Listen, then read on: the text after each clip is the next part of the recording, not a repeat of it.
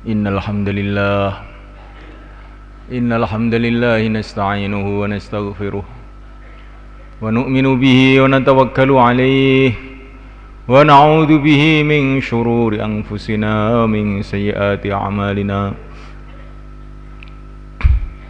Man yahdihillahu fala mudilla lahu wa man yudlil fala hadiya lahu.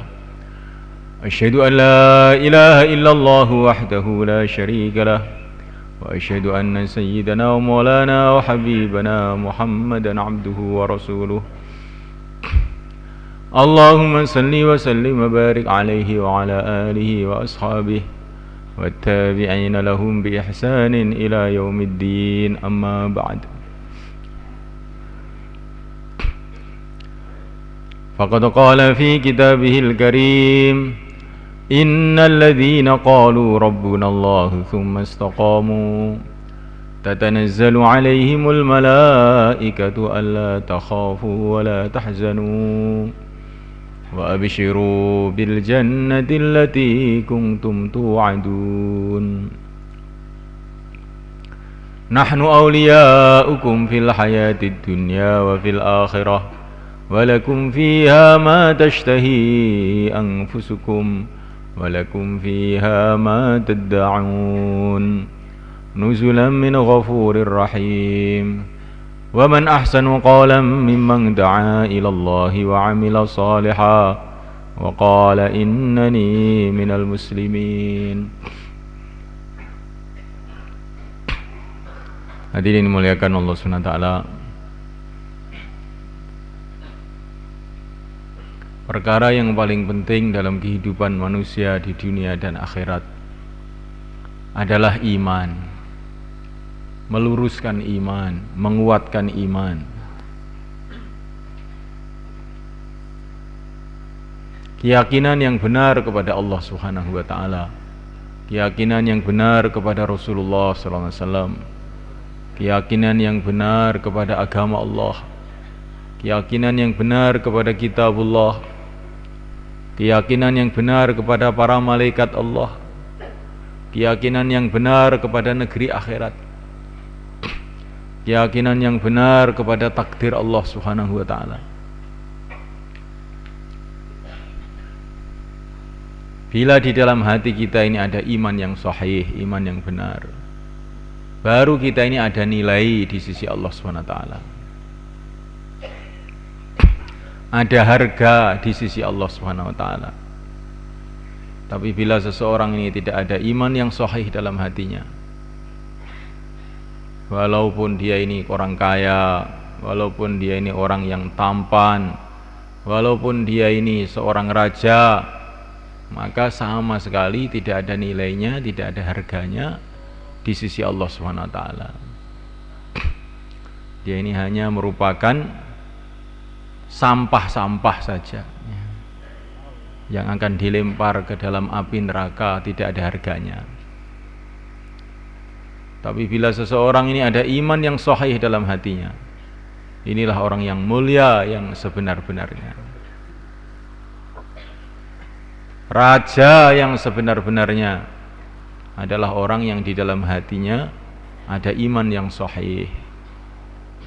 Kalau orang itu ada iman yang sahih, maka sebentar lagi, mungkin nanti malam, mungkin besok pagi, atau setelah itu dia akan dikirim ke surga Allah SWT, menjadi raja-raja di surga Allah SWT. Orang yang kaya yang sebenar-benarnya adalah orang yang ada iman yang sahih di dalam hatinya.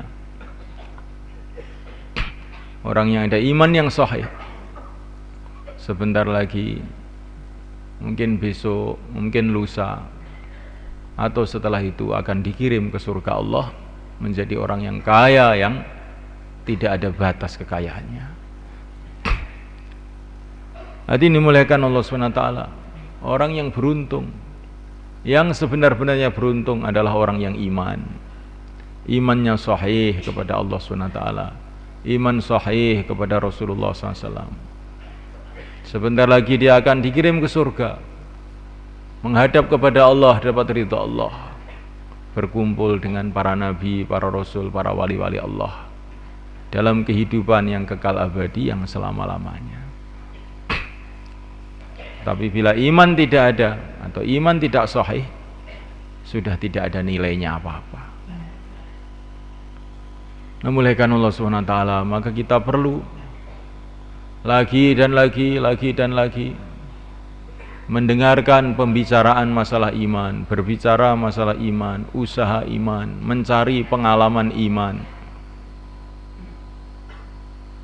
Pertama kali usaha iman ini adalah belajar mengenai lafadz iman, yaitu la ilaha illallah. Ini lafadznya iman, bahwa tidak ada yang berhak disembah illallah, selain Allah. Disembah itu apa yang dimaksud? Kata para ulama, disembah itu maksudnya adalah dicintai dengan sebenar-benarnya, ditakuti dengan sebenar-benarnya, sehingga ditundui dengan sebenar-benarnya. Itu namanya disembah. Yang berhak untuk dicintai dengan sebenar-benarnya hanyalah Allah Subhanahu wa taala. Yang berhak ditakuti dengan sebenar-benarnya hanyalah Allah Subhanahu wa taala. Yang berhak ditunduki dengan sebenar-benarnya hanyalah Allah Subhanahu wa taala. Yang berhak diharap hanya Allah Subhanahu wa taala. Karena semua kebaikan yang ada di dunia, yang ada di akhirat, yang ada sekarang, yang akan datang, yang telah lalu, hanya Allah yang bisa mendatangkannya. Maka yang berhak untuk diharap, berhak untuk dicintai hanyalah Allah SWT. Kita ini baru melihat makhluk-makhluk Allah saja bisa tergila-gila. Melihat makhluk-makhluk Allah saja bisa tergila-gila. Makhluk-makhluk Allah yang ada di dunia ini, kita bisa tergila-gila, termenung-menung, ngelamun siang dan malam gara-gara melihat makhluk-makhluk yang ada di dunia ini. Padahal malaikat Allah Ta'ala, semua keindahan-keindahan yang ada di dunia ini tidak ada apa-apanya dibanding keindahan yang ada di surga. Seluruh keindahan yang ada di surga itu bila dilipatkan berjuta-juta kali, bermiliat-miliat kali, bertriliun-triliun kali, sampai tidak ada batasnya, tidak ada apa-apanya sama sekali dibandingkan dengan keindahan penciptanya Allah Subhanahu wa taala. Seumpama manusia ini kenal kepada Allah Subhanahu wa taala, maka tidak ada yang dicintai selain Allah. Maka ketika ahli surga melihat surga, lupa dengan dunia. Betul-betul mereka merasakan dunia ini betul-betul tidak ada nilainya sama sekali. Tapi ketika ahli surga tadi diizinkan untuk menghadap kepada Allah, mereka berteriak-teriak, ya Allah, ya Allah. Mereka lupa dengan surga semuanya, lupa dengan seluruh kenikmatan surga. Hadirin yang dimuliakan Allah Subhanahu wa taala, kita melihat kesusahan-kesusahan yang ada di dunia ini, kita sudah ngeri. Kesusahan-kesusahan yang ada di dunia ini sudah mengerikan, membuat kita menggigil ketakutan. Kesusahan semua yang ada di dunia ini tidak ada apa-apanya dibanding kesusahan yang ada di neraka. Dan bila kesusahan yang ada di neraka itu dilipat gandakan jutaan kali, triliun-triliun kali, sampai tidak ada batasnya, tidak ada apa-apanya dibanding kesusahan yang dalam khazanah Allah Subhanahu wa taala. Maka semestinya manusia ini mendengar lafaz Allah saja menggigil, karena dahsyatnya keagungan Allah Subhanahu wa taala. Keagungan Allah Subhanahu wa taala yang tidak ada batasnya. Mulaikan Allah Subhanahu wa taala seumpama kekayaan yang ada di dunia ini dikumpulkan menjadi satu. Kekayaan yang ada di surga, yang ada di akhirat, semua dikumpulkan menjadi satu.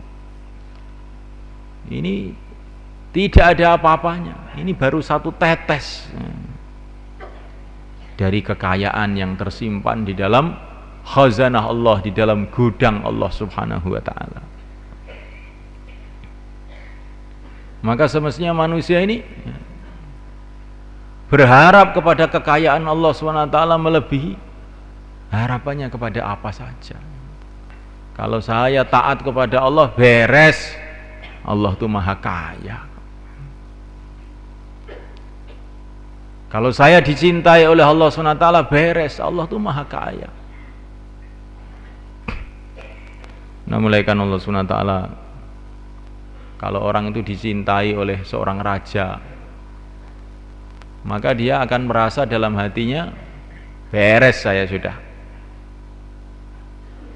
Bagaimana pula kalau orang itu dicintai oleh pencipta seluruh raja, pencipta seluruh raja. Kalau orang itu disayang oleh orang kaya, ayah saya ini orang kaya kok, nggak usah mikir saya itu, sawahnya 30 hektar kok. Ayah saya orang kaya, nggak mikir, dan ayah saya ini sayang sama saya. Bagaimana kalau orang itu disayang oleh Allah yang menciptakan seluruh orang yang kaya di alam semesta ini? Semestinya dia ini akan menjadi tenang, tentram, bahagia, tidak khawatir apa-apa. Tidak khawatir apa-apa. Mulaikan Allah Subhanahu wa taala. Maka bila orang itu mengenal keagungan Allah, kehebatan Allah, kekuasaan Allah, Masya Allahu kan wa ma lam yasha' lam yakun. Apa yang dikehendaki oleh Allah pasti terjadi. Yang tidak dikehendaki oleh Allah tidak mungkin terjadi. Kalau orang itu kenal kepada keagungan Allah, maka tertanam dalam hatinya tidak ada yang diharap selain Allah, tidak ada yang disembah selain Allah, tidak ada yang ditakuti selain Allah, tidak ada yang diminta selain Allah. Mencintai Allah, mengagungkan Allah, takut kepada Allah, merasa dekat dengan Allah Subhanahu wa taala. Namanya belajar lafadz iman. Setelah belajar lafadz iman ini semula kan, perlu kita ini belajar pengalaman iman, pengalaman hubungan dengan Allah. Bagaimana caranya semula kan?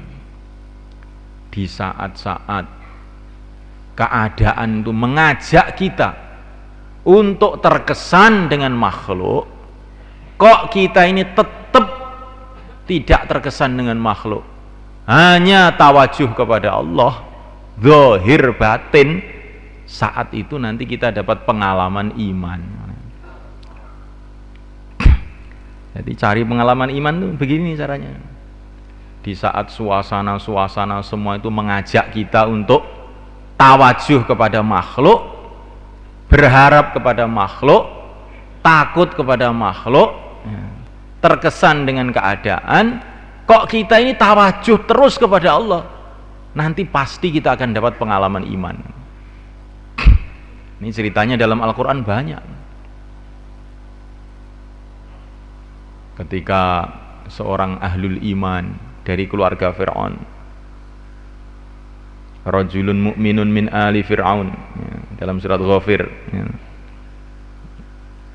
ketika satu orang ahlul iman dari keluarga Fir'aun menghadapi ancaman-ancaman Fir'aun, tetapi dalam suasana seperti itu dia dakwah pada Fir'aun, cerita keagungan Allah kepada Fir'aun, dan dia menyerahkan dirinya kepada Allah. wa ufawwidu amri ilallah. Innallaha basirum bil ibad. Aku serahkan diriku kepada Allah. Allah Maha tahu terhadap hamba-hambanya. Wa ufawwidu amri ilallah. Innallaha basirum bil ibad. Aku serahkan diriku kepada Allah. Allah Maha tahu terhadap hamba-hambanya. Fabaqahullahu sayyiati ma makaru.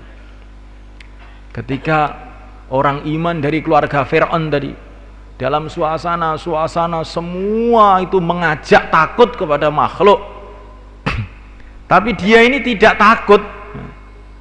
Wa ufawwidu amri ilallah. Aku serahkan diriku kepada Allah. Akhirnya dijaga oleh Allah, ya, sehingga Fir'aun dengan pasukannya, ya, tidak bisa berbuat apa-apa di depan orang ini.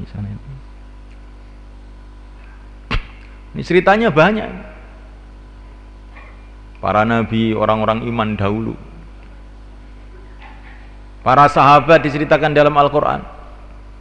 Alladzina qala lahumun nasu innan nasa qad jama'u lakum fakhshawhum fazadahum imana wa qalu hasbunallah wa ni'mal wakil. Datang orang-orang kepada para sahabat memberitahu, oh musuh-musuh sudah siap untuk mengganyang kamu semua. Ini suasana itu mengajak orang itu tawajuh pada makhluk, mengajak orang itu ketakutan kepada makhluk. Tapi para sahabat mengucapkan hasbunallah wa ni'mal wakil. Cukup Allah saja, sebaik-baiknya yang diserahi segala urusan adalah Allah. Akhirnya datang pertolongan Allah kepada para sahabat.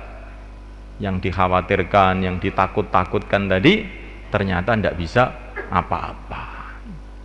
Pasukan-pasukan Mekah yang akan menyerbu sahabat malah pada pulang semua.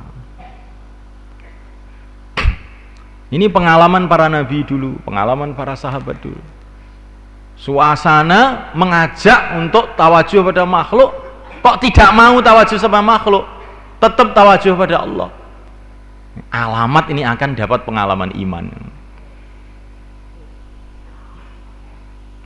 Seperti Nabi Musa juga, depannya lautan, belakang pasukan Fir'aun, teman-temannya semua inna lamudrakun, sudah kami hancur. Suasana mengajak tawajuh pada makhluk, teman-teman mengajak tawajuh pada makhluk, ya. Tapi Nabi Musa kalla inna ma'ya rabbi sayahdin. Jangan begitu, Tuhanku bersama aku.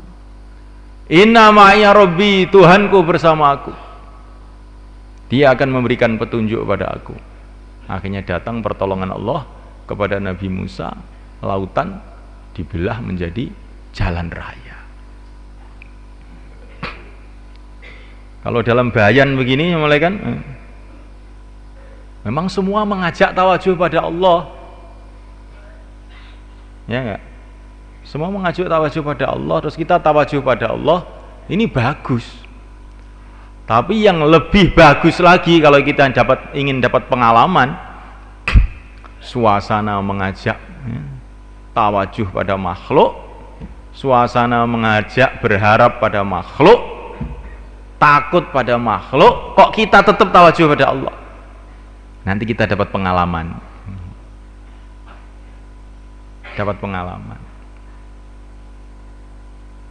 Nah, mulaikan Allah Subhanahu wa taala.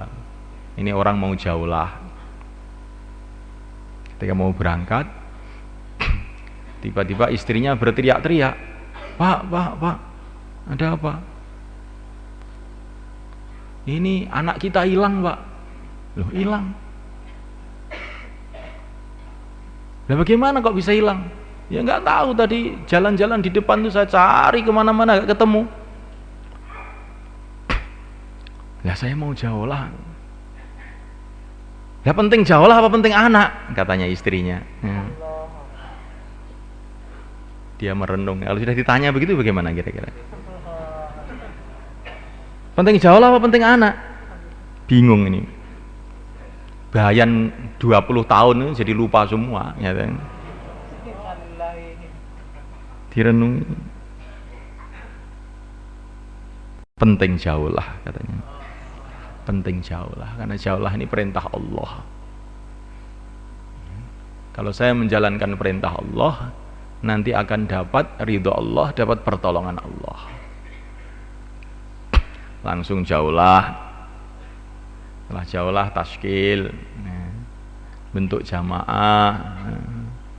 Setelah bentuk jamaah mau kencing di belakang masjid, tiba-tiba ada orang berteriak-teriak, Pak, ini ada anak kecil di sini, anaknya siapa Pak ini? Walah, anak saya ini. Masya Allah.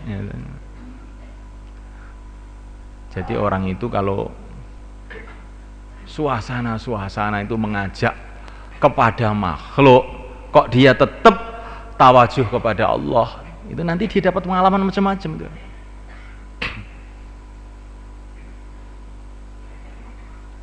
Kalau kita melihat Al-Quran, ceritanya serupa semua begitu.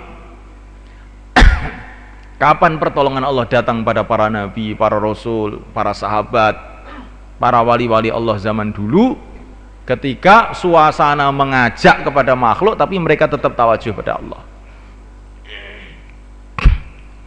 Termasuk Nabi Ibrahim alaihissalam, tangannya ditali sama Namrud, kakinya ditali sama Namrud, dilemparkan dalam api. Semua suasana mengajak untuk tawajuh pada makhluk, tapi beliau tidak terkesan dengan suasana ini, tetap tawajuh pada Allah. Hasbunallah, cukup Allah. Bahkan para malaikat pun datang mau menolong. Semestinya ini Nabi Ibrahim tawajuh pada para malaikat. Wah, ini datang para malaikat ini. Apa ini? Namrud dibanding para malaikat, kebak sekali, habis Namrudnya. Tetapi anehnya itu Nabi Ibrahim juga tidak terkesan dengan para malaikat ini. Hasbunallah, cukup Allah. Akhirnya datang pertolongan Allah SWT. Nah, kita ini kalau sudah mengalami seperti ini, ya, nanti dapat pengalaman. Ya. Tapi kalau baru dengar bayan, nulis bayan, dengar bayan, nulis bayan, menyampaikan bayan, itu baru belajar lafadznya iman namanya. Ya. Tapi kalau keluar di jalan Allah, ya, dengan menghadapi macam-macam masalah, tetap tawajuh kepada Allah, ya, nanti dapat pengalaman. Setiap orang pengalamannya nanti macam-macam, berbeda-beda. Pakai syarat itu saja, satu aja syaratnya. Pokoknya kalau ada ajaan kepada makhluk, hati tawajuh kepada Allah. Makhluk nggak bisa, makhluk nggak bisa.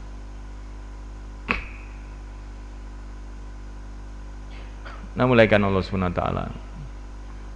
Nabi Yusuf alaihissalam digoda sama Zulaikha, wanita yang tercantik pada zaman itu. Pintu-pintu dikunci. Wa qalat hayta lak. Ini. Mari ke sini, mari ke sini. Tapi Nabi Yusuf tawajuh pada Allah. Ma'adallah, innahu rabbi ahsana mathwaya. Ma'adallah, aku berlindung kepada Allah. Langsung beliau lari. Tiba-tiba pintu-pintu yang terkunci tadi pada terbuka sendiri sebenarnya.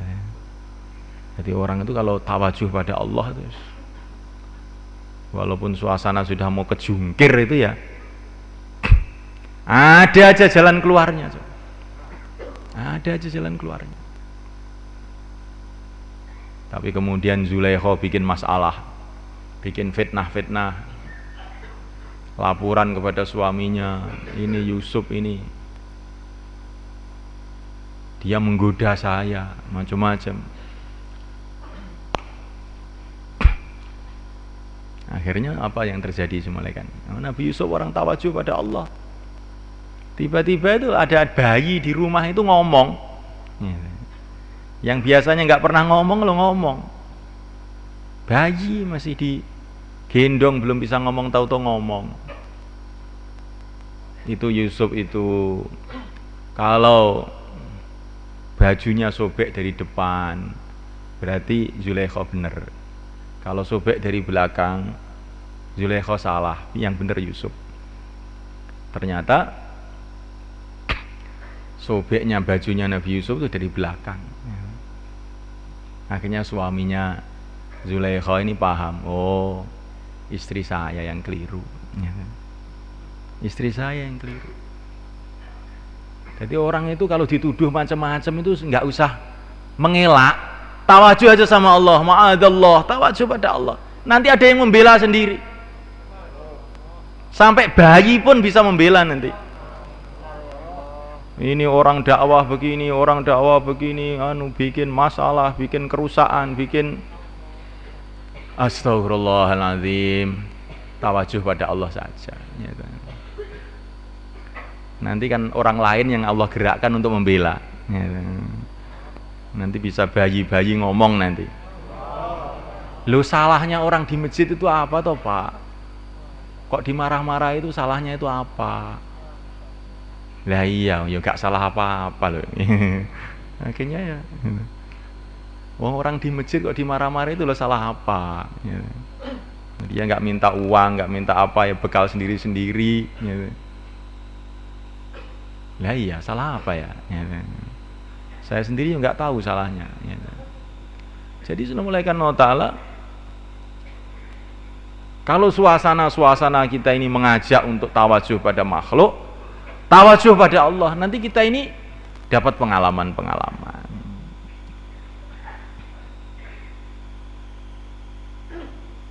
Jangan kalau ingin marah dilampiaskan marahnya, ingin membela diri dilampiaskan pembelaannya. Itu nanti kita ini nggak dapat pengalaman iman. Kalau ingin kita dapat pengalaman iman, kalau mau marah ditahan, tawajuh pada Allah. Nanti Allah Subhanahu wa Ta'ala akan berikan macam-macam nusrohnya kepada kita. Allahu waliyyu man sakat. Katanya para ulama, Allah itu akan membela orang yang diam. Allahu waliyyu man sakat. Allah itu membela orang yang diam. Jadi kalau orang itu dicaci maki begini wis diam, nanti Allah yang membela. Tapi kalau kita ini ganti juga marah, ya nanti kita pertandingan tinju, ya, pertandingan tinju, ya. Jadi tontonan orang. Maka satu hari ada orang mencaci maki Abu Bakar, dicaci maki begini. Nabi mendengar itu senyum aja. Lama-lama Abu Bakar nggak tahan, ganti mencaci dia. Maka Nabi langsung marah dan pergi. Maka Abu Bakar terkejut, kenapa ya Rasulullah engkau pergi? Ketika kamu tadi dicaci maki diam saja, saya lihat para malaikat pada datang membela kamu. Tapi ketika kamu ganti marah, saya lihat malaikat-malaikat pada pergi, setan datang. Ya, saya nggak mau duduk di tempat yang ada setannya ini.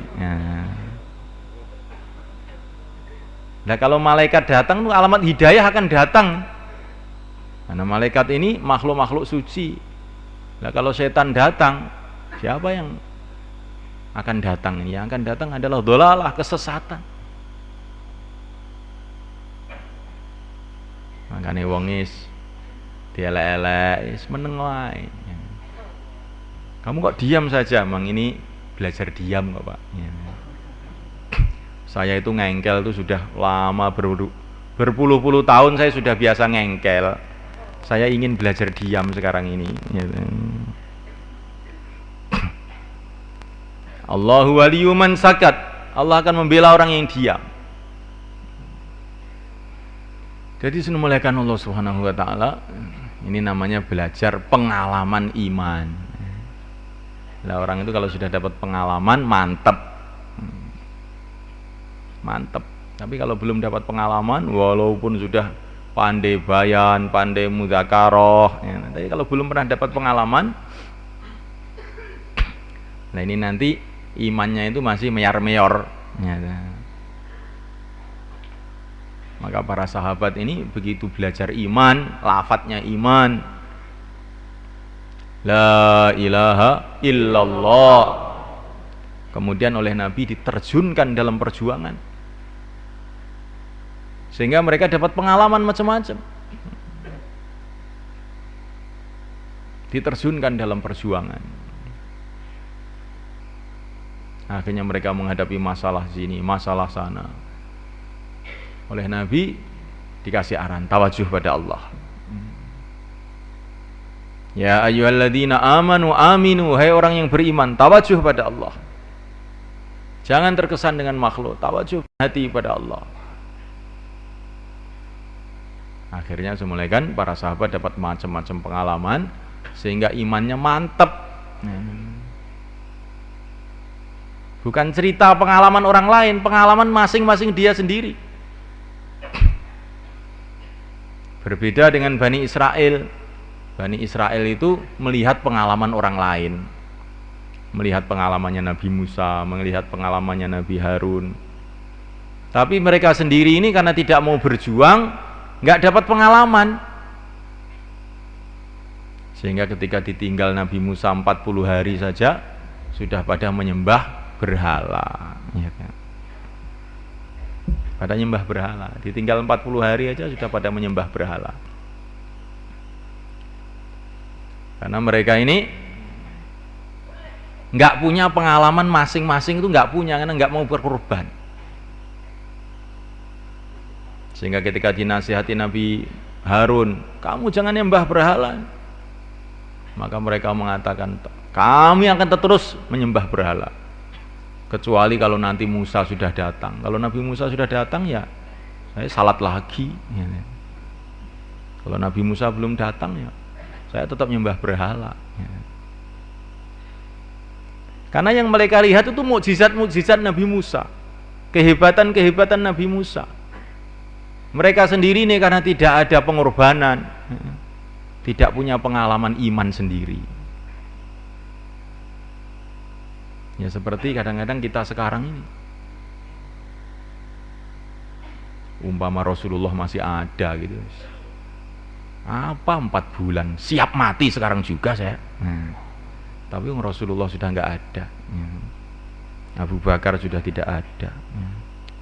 Ya apa boleh buat, karena apa ini, kita ini baru dengar cerita pengalaman orang lain, kita sendiri belum punya pengalaman. Akhirnya nunggu-nunggu orang lain. Kalau Sunan Ampel datang itu ya saya dakwah. Sunan Ampel sudah mati, saya tidur saja. Karena kita ini pengalamannya itu pengalaman mendengar ceritanya Sunan Ampel, tapi kita sendiri nggak punya cerita, nggak pernah berjuang. Bagaimana ada cerita? Para wali-wali dulu, para sahabat-sahabat dulu punya cerita itu ketika mereka itu berjuang habis-habisan, tawajuh kepada Allah Subhanahu wa ta'ala, akhirnya dapat pengalaman-pengalaman. Nah, kalau kita ini berjuang juga seperti mereka, maka kita ini nanti akan dapat pengalaman-pengalaman juga seperti mereka, sehingga iman kita meningkat. Insyaallah malaikat. Insyaallah. Terus istiqomah.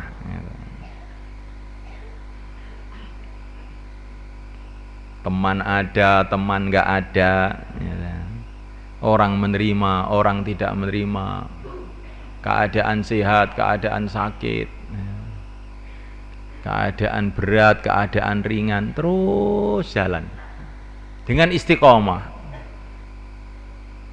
dan dengan tertib. Apa-apa dimusyawarahkan, karena amalan dakwah ini tanpa musyawarah ini seperti sholat nggak wudu,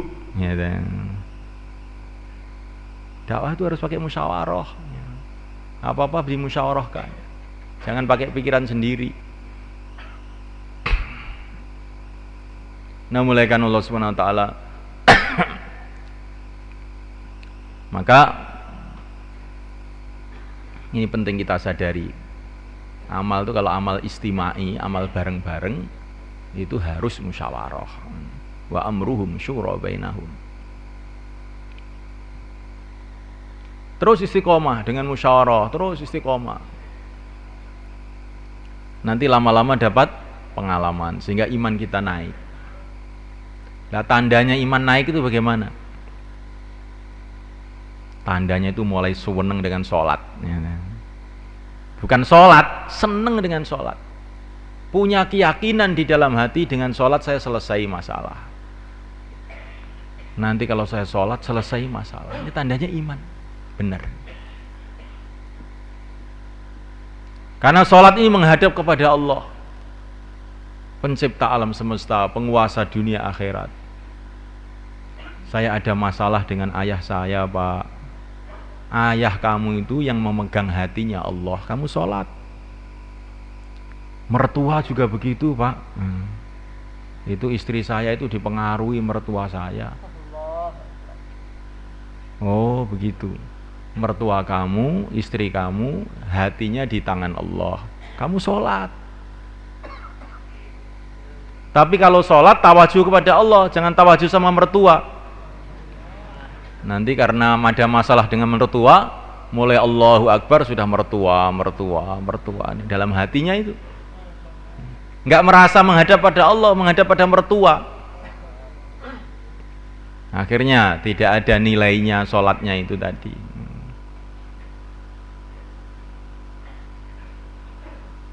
Tawajuh pada Allah dan sholat. Ya Allah, hati istri saya di tangan Engkau ya Allah. Dia tidak bisa berbuat apa-apa ya Allah tanpa Engkau. Berikanlah perubahan dalam hati istriku. Mertua saya juga hamba-Mu ya Allah, yang menciptakan hatinya Engkau, yang mengendalikan hatinya Engkau, yang mengendalikan otaknya Engkau, yang mengendalikan mulai pucuk rambut, pucuk kaki, pucuk kukunya adalah Engkau. Gerakkanlah dia untuk kebaikan, membantu saya dalam perjuangan dakwah ini. Nah, begitu soalnya. Jangan sambat saja, gitu. Sebetulnya saya ini juga ingin, tapi gimana ya? Mertua saya ini, istri saya ini. Tapi itu boleh saja, tapi tapinya yang benar. Tapi yang kuasa itu hanya Allah. Tapi yang bisa menolong saya itu hanya Allah. Pokoknya bagaimanapun juga ya saya nangis pada Allah. Itu tapi yang benar. Jangan tapi yang tidak benar.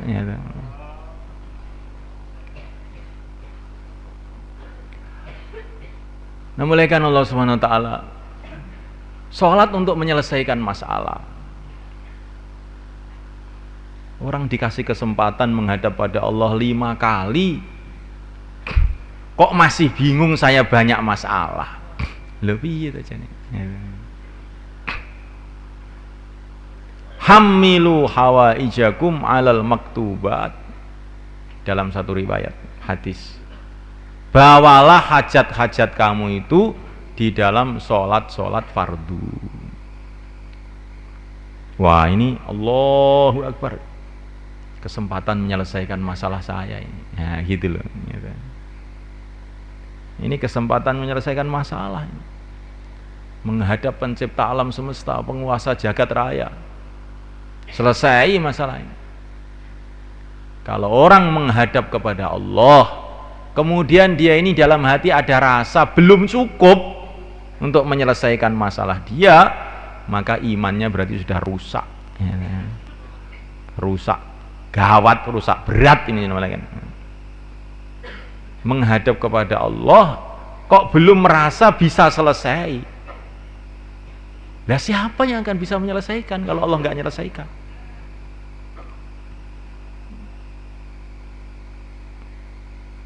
Nah, mulaikan Allah SWT. Dan kalau orang itu imannya itu lurus, ya, ada tandanya senang dengan ilmu. Belajar ilmu itu seneng. Karena apa? Ilmu itu untuk mengetahui apa perintah Allah, apa larangan Allah, apa adab sopan santun hidup di bumi Allah, di depan Allah, didengar oleh Allah. Jadi belajar ilmu itu bukan supaya dipanggil jadi ustadz, bukan. Ya. Bukan disekatakan ini Pak Kiai ini karena sudah ngaji 20 tahun ini. Ya. Bukan itu maksudnya. Bagi orang beriman tuh ilmu itu penting karena untuk supaya tahu perintah Allah itu apa. Saya ini disuruh apa? Nah, saya ini hamba Allah, tinggal di bumi Allah, di bawah kolong langit Allah. Terus sekarang ini saya ini disuruh oleh apa? Disuruh apa oleh Allah?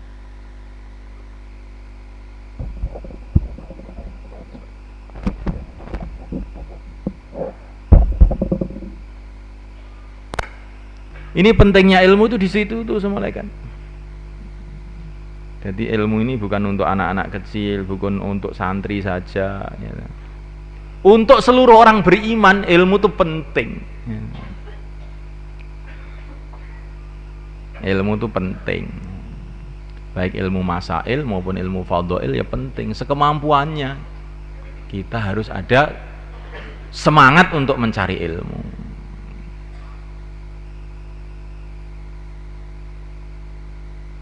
Jangan kemudian kita ini salah paham, cari ilmu nggak diamalkan apa gunanya? Nah kalau tidak ada ilmunya ngamalkannya bagaimana? Ya, wong sudah punya ilmu aja masih sulit mengamalkan, apalagi nggak punya ilmu, tambah belas, ya, tambah sama sekali jadinya. Ya. Jadi kita ini jangan menjadi orang yang anti ilmu, wah ini keliru malah kan. Ya, ngene iki aku wis. Karena mencari ilmu itu Masya Allah, ilmu agama itu semulaikannya baru mencari saja sudah dapat pahala, tidak paham pun dapat pahala. Kan aneh itu ilmu agama itu. Baru berangkat saja malaikat-malaikat sudah menghormat kepada kita. Nah, mulaikan Allah Subhanahu wa taala. Maka taklim di rumah, taklim di masjid dikuatkan mulaikan. Saya sudah hafal tuh fadilah amal, sudah hafal. Sehingga setiap taklim tidur. Ini bukan masalah hafal, masalahnya itu kalau kamu berangkat itu loh, malaikat itu hormat kepada kamu. Padahal malaikat ini makhluk-makhluk suci yang sudah ibadah jutaan tahun, miliaran tahun itu loh sayang dengan kamu. Masya Allah, bagaimana ini? Kok kamu bisa tidur seperti itu? Ya. Masya Allah. Ya. Nah, mulaikan Allah Ta'ala. Kalau iman itu benar, orang itu seneng dengan zikir. Mulutnya nggak bisa berhenti dari zikir. Subhanallah, Subhanallah. Ya. Seperti ceritanya Nabi Idris, sampai beliau ini punya kerjaan itu menjarum pakaian,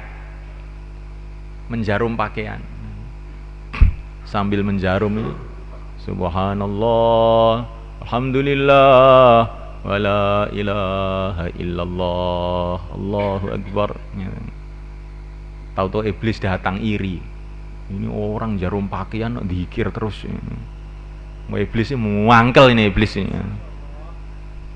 Waktu iblis datang, tuanya macam-macam, langsung oleh Nabi Idris jarumnya itu dicocokkan ke matanya iblis itu, sehingga akhirnya matanya itu buta satu. Begitu semuanya kan. Jadi orang itu kalau imannya benar tuh zikir tuh seneng begitu. Itu tandanya iman itu benar. Nah kalau zikir ini terus dikerjakan mulai kan, timbul sifat namanya mahabbatullah, cinta kepada Allah. Nah kalau sudah timbul cinta kepada Allah, amal agama itu jadi seneng. Sholat jadi seneng, dakwah jadi seneng. Itu tandanya zikirnya benar. Menjalankan perintah Allah itu dengan senyum. dengan gembira karena cinta. Orang ini kalau sudah cinta ya, mengamalkan perintah kekasihnya itu dengan gembira. Korban itu dengan seneng ya.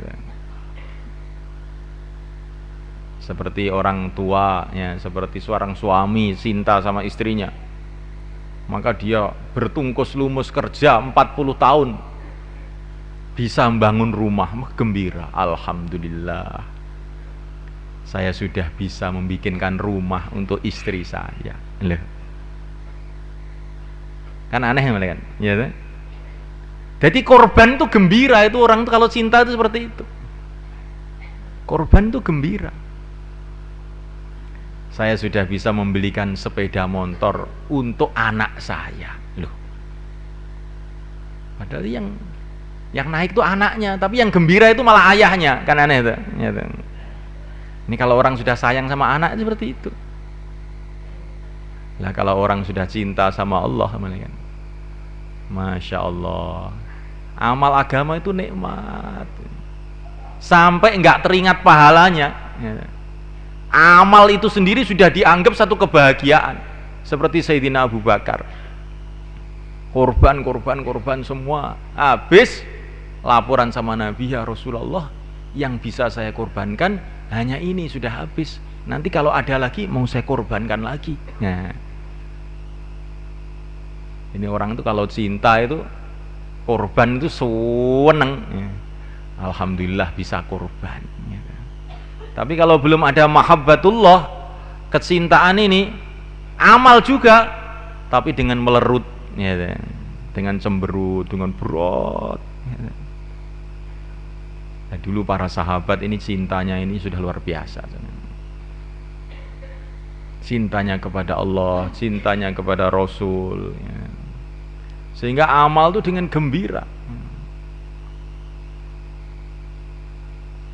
Dalam medan pertempuran ditusuk dadanya oleh orang kafir, tapi mereka berteriak, fustu warabbil Ka'bah, beruntung aku demi Tuhannya Ka'bah ya, karena saya sudah bisa korban ya, karena sudah bisa korban, beruntung saya. Nah ini para sahabat, di korban itu seneng. Apa senengan kamu Abu Bakar? Senengan saya itu kalau saya bisa mengorbankan harta saya untuk Allah dan Rasulnya. Apalagi kalau bisa mengawinkan anak saya dengan Rasulullah ya. Jadi pokoknya apa yang bisa korban itu jadi gembira itu Abu Bakar. Semoga kita begitu juga malaikat. Nah kalau amal sudah cinta ini malaikat, sholat satu malam nggak terasa, ya, orang sudah seneng. Ya. Seperti ceritanya Fudail ibnu Iyad, dia ini punya kekasih seorang wanita, maka dia ini malam-malam hujan-hujan pergi ke rumahnya kekasihnya itu. Tapi orang zaman dulu, malaikat, mau masuk rumah nggak berani, ya, mau assalamualaikum juga nggak berani, dia cuma berdiri aja di halaman itu. Padahal hujan-hujan, nggak terasa sampai pagi, ya. Cuman berdiri aja, maju nggak berani, mundur sayang, ya. Sudah berdiri aja. Maka ketika subuh, hayya 'alas shalah, sholatu khairum, terkejut ya, loh sudah subuh. Maka dia ini menangis, masya Allah. Gara-gara cinta makhluk saya berdiri semalam suntuk di sini nggak terasa. Seumpama ini untuk cinta kepada Allah kan jadi wali saya ini. Ya. Sudah mulai malam ini saya mau berdiri semalam untuk Allah. Nah, akhirnya jadi wali. Ya. Akhirnya jadi wali begitu. Jadi kalau kita ini terlanjur mencintai dunia, mencintai makhluk, maka kita ini coba merenung. Saya ini bisa mencangkul di sawah mulai pagi sampai sore. Masya Allah, malu saya sama Allah. Kalau besok saya mau jaulah mulai pagi sampai sore saya. Ya. Bagaimana jalan? Akhirnya kesalahannya malah jadi barokah, itu kayak begitu. Kayak Fudail ibn Iyad tadi. Pertama kali cinta kepada makhluk, tapi tahu-tahu dibalik jadi cinta kepada Khalik. Ini diantara tanda-tanda zikir masuk dalam hati itu begitu. Amal seneng. Nah, mulaikan Allah SWT. Dan orang itu kalau imannya benar, saya mulaikan akhlaknya mesti baik. Nggak bisa tidak. Dia 24 jam merasa dilihat oleh Allah. Bagaimana akhlaknya nggak baik? Seperti santri itu, kalau nggak ada kiainya itu berteriak sana, berteriak sini, nyolot sana, nyolot sini, ya. Nanti kalau kiainya datang, duduk meneng, diam, seperti wali, ya. Ya. Zikir. Ya. Nah, kalau kiainya nggak ada lagi, mencolot lagi. Ya. Coba semalaikan. Lah seumpama orang ini semalaikan merasa dilihat oleh Allah. Ya. Allah yang ngasih mata saya tentu maha melihat. Allah yang mengasih telinga saya tentu Allah maha mendengar. Ya. Itu diamalkan, maka dia ini 24 jam akan beradab, akhlaknya mesti baik. Nggak bisa ngomong seenaknya, itu nggak bisa, berbuat seenaknya nggak bisa. Nah, mulaikan Allah SWT, kalau orang itu akhlaknya benar, mulaikan Allah Ta'ala, maka kalau orang itu imannya benar, maka amalannya semua ikhlas. Nggak ada pertimbangan lain, tuh nggak ada. Untuk apa amal? Untuk manusia. Sedangkan manusia tidak bisa menentukan nasib saya. Nasib saya di tangan Allah, maka amal saya hanya untuk Allah saja. Ya. Nah, mulaikan Allah SWT. Kalau orang itu imannya benar, mulaikan. Dia tidak bisa menahan diri dari dakwah. Seperti Sayyidina Abu Bakar. Sayyidina Abu Bakar itu dakwah terus mana? Akhirnya orang-orang Quraisy marah. Pokoknya kalau kamu masih terus dakwah, diusir dari Mekah kamu. Geger wis. Di Mekah itu geger. Kalau kamu mau amalkan agama kamu, di rumah kamu, tapi jangan ngajak-ngajak orang. Katanya orang Quraisy, toleransi. Jadi orang Quraisy itu sudah kenal toleransi juga, ya. Toleransi itu madhabnya orang Quraisy sana, ya. Jahiliyah, zaman jahiliyah, ya. Abu Bakar, kalau kamu mau mengamalkan agama kamu terserah. Tapi di rumah kamu, jangan mengaruhi orang. Kalau kamu masih mengaruhi orang, awas nanti, gawat ini nanti. Abu Bakar pertama kali ngalah sebentar, dia pulang ke rumah. Tapi pulang ke rumah nggak tahan, mulai kan beliau. Bagaimana orang-orang saya biarkan berbondong-bondong masuk neraka? Bagaimana orang saya biarkan tidak mengenal Allah yang menciptakan mereka? Sehingga dia duduk di rumah itu nggak kuat. Tetapi mau keluar ini, wah nanti orang-orang marah semua. Akhirnya dia punya ide, Abu Bakar punya inspirasi, punya ide. Sudah, sekarang saya tak bangun musola di depan rumah. Akhirnya beliau bangun musola depan rumah. Beliau di situ baca Quran keras-keras. Akhirnya anak-anak orang Quraisy pada datang semua mendengarkan bacaan Quran beliau. Dengarkan, terkesan, seneng mereka. Wah, orang-orang Quraisy geger lagi. Nah, ini ternyata dakwah lagi nih Abu Bakar. Ya kan? Jadi sudah mulaikan Allah Ta'ala, orang itu kalau imannya benar nggak bisa kok diam tuh nggak bisa, nggak bisa. Nah, mulaikan Allah Subhanahu Wa Ta'ala, kalau orang itu imannya benar, dalam hatinya ada keyakinan kepada Allah SWT. Allah melihat, Allah mendengar. Kemudian melihat orang-orang tidak kenal kepada Allah. maka dia mesti tidak akan bisa membiarkan mereka. Mesti akan datang menasihati mereka. Nah, mulaikan Allah Subhanahu wa taala. Kalau kita ini melihat ada orang mau berjalan, mau masuk jurang atau mau masuk sumur, kalau kita ini memang orang waras, nggak akan bisa membiarkan begitu. Mesti kita berteriak-teriak, Pak, sumur itu depan itu. Ya nggak mereka. Kalau orang itu ada keyakinan bahwa di depan sana ini, kalau orang itu tidak amal agama adalah sumur jahanam, gitu. Bagaimana orang itu bisa diam, kan? Membiarkan orang maksiat, membiarkan orang tidak kenal agama, nggak bisa diam. Jadi orang itu diam tuh sebetulnya karena dia ini imannya ini melemah sebenarnya. Kalau orang itu imannya benar, nggak akan bisa diam. Mesti dia akan mengingatkan orang, mesti dia akan mengajak orang. Maka iman dengan dakwah itu nggak bisa berpisah. Orang-orang ahlul iman semua ahli dakwah. Para nabi, para rasul, para sahabat, para wali-wali Allah, semua ahli dakwah semua.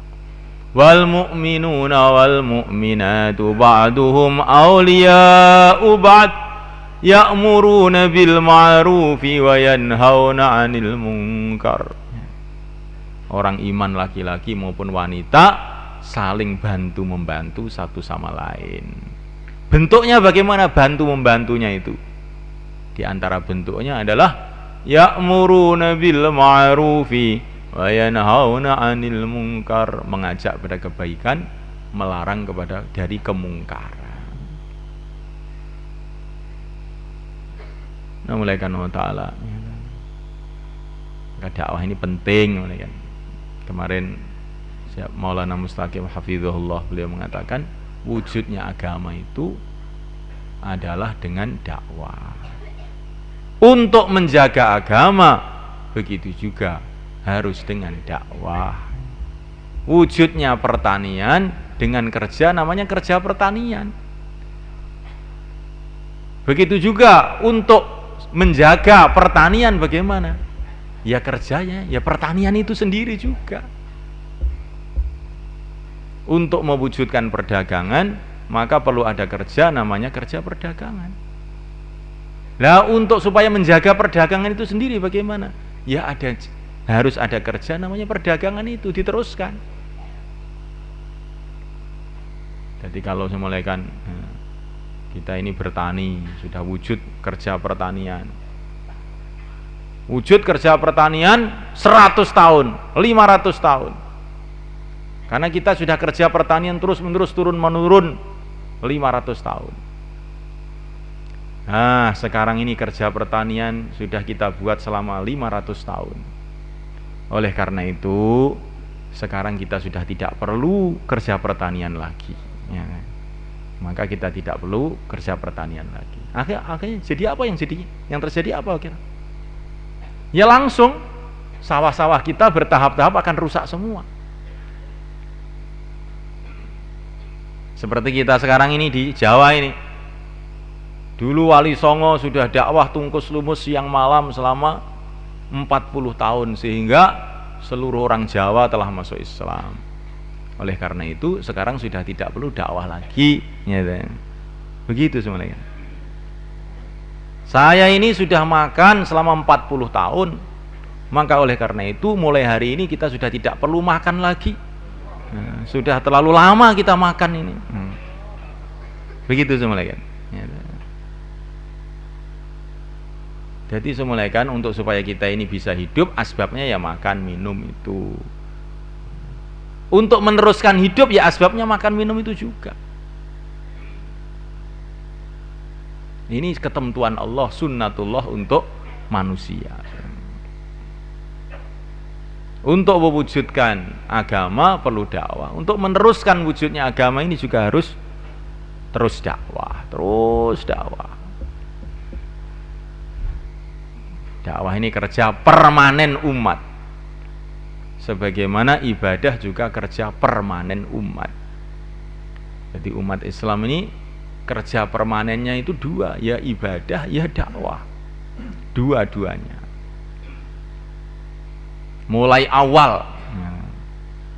Karena Nabi kita, baginda Muhammad SAW, adalah Nabi yang terakhir. Maka mulai awal, pertama kali Nabi kerja di Mekah, diutus oleh Allah di Mekah, beliau mengajarkan kepada umatnya itu dua kerja sekaligus, dakwah dan ibadah, langsung sekaligus. Orang diajak ibadah, orang diajak dakwah. Mulai awal-awal, baru orang masuk Islam satu, yaitu Sayyidina Abu Bakar As-Siddiq radhiyallahu ta'ala anhu. Hari itu juga ibadah, hari itu juga dakwah. Hari itu juga dakwah, hari itu juga ibadah. Tapi waktu itu memang belum ada sholat 5 waktu, tapi sudah ada sholat. Sholat 5 waktu itu setelah Isra Mi'raj, ya. Kurang lebih 1 tahun setelah menjelang hijrah. Tapi sholat itu mulai awal sudah ada sholat. Mulai awal sudah ada sholat. Orang diajari iman, kemudian diajari sholat, dan sekaligus dakwah. Mulai awal Nabi selalu begitu. Karena Nabi ini adalah Nabi yang terakhir. Umatnya punya tanggung jawab double melebihi yang dulu. Apakah umat-umat yang dulu tidak dakwah? Umat-umat yang dulu dakwah juga, tapi tanggung jawabnya tidak seperti umat ini. Umat-umat yang dulu dakwah. Orang yang mengatakan umat dulu hanya ibadah itu keliru besar, kan? Dalam Al-Quran banyak juga cerita umat-umat dulu dakwah juga, tetapi tanggung jawabnya tidak sebesar umat ini. Karena umat dulu itu Nabi wafat, datang Nabi lagi, Nabi wafat, datang Nabi lagi, Nabi wafat, datang Nabi lagi, sehingga tanggung jawabnya itu tidak sebesar umat ini. Kalau umat dulu itu umpamanya berpikir, alah saya tak istirahat dulu, nunggu Nabi datang, itu masih boleh itu, ya. Karena memang Nabi akan terus datang, ada lagi Nabi, datang Nabi lagi. Jadi nunggu-nunggu itu boleh kalau umat dulu itu, karena pintu kenabian belum ditutup. Tapi kalau umat ini nunggu tidak boleh, harus cash sekarang juga. Nah, nunggu apa kamu? Nunggu Nabi lagi? Itu Nabi Tangerang itu nanti, ya. Nabi palsu, ya. Jadi tidak akan ada Nabi lagi. Maka kita di dalam dakwah ini tidak boleh menunggu-nunggu. Berangkat cash sekarang juga, insya Allah, malaikat. Apalagi ini menjelang Ramadan. Amalan-amalan dalam bulan Ramadan dilipat gandakan oleh Allah SWT. Ramadan bulan hidayah.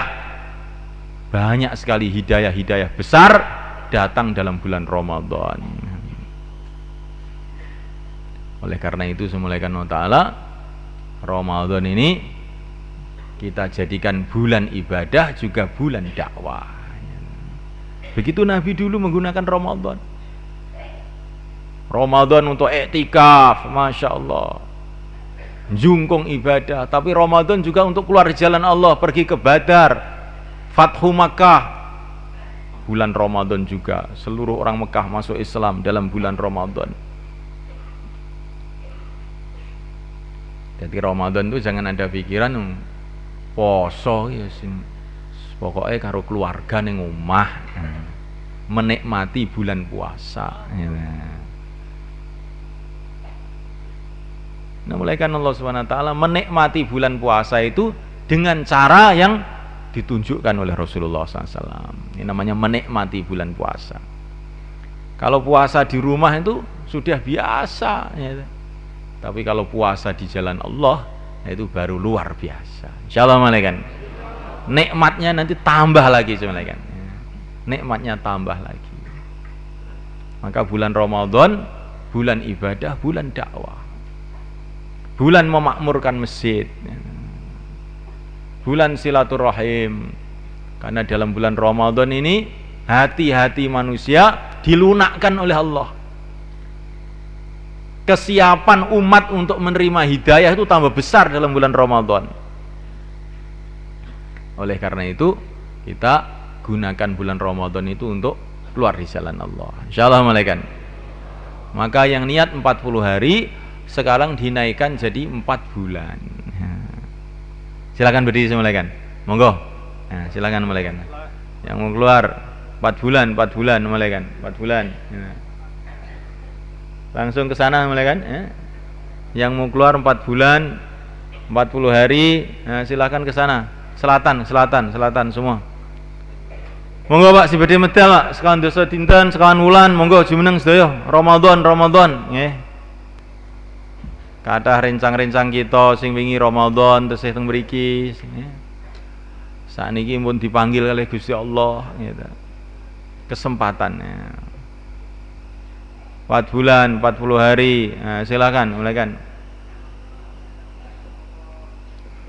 Pelajar-pelajar SMP, SMA, STM, mahasiswa, ini juga ada perayaan menjelang Ramadan ini. Gunakan perayaannya itu untuk fisabilillah.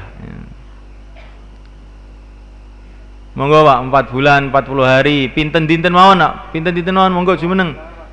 Sebulan, 10 hari. Monggo.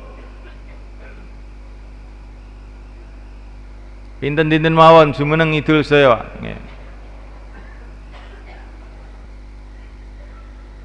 Jenengan pun ditunggu kalih Kanjeng Nabi teng mriku, gitu. Ditunggu kalih para sahabat, nggih. Sampean mandang akhirat, engko rak penak ngamal niku nggih.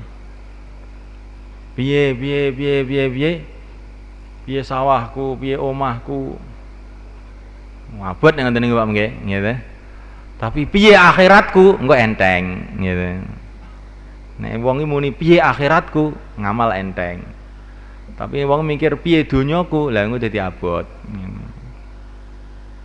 Monggo jumeneng Pak, monggo. Pinten dinten mawon pun, gitu. Wis paling sithik 10 dina lah nggih.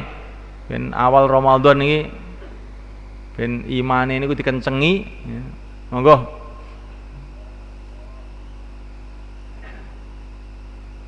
Insyaallah sedaya niat nggih. Sakniki sing naskil genti jenengan, Pak.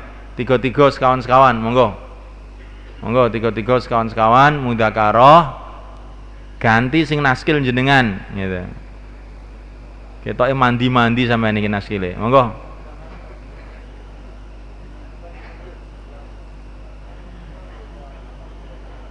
Napa sing kita mirengaken wau dibaleni malih, Pak? Monggo.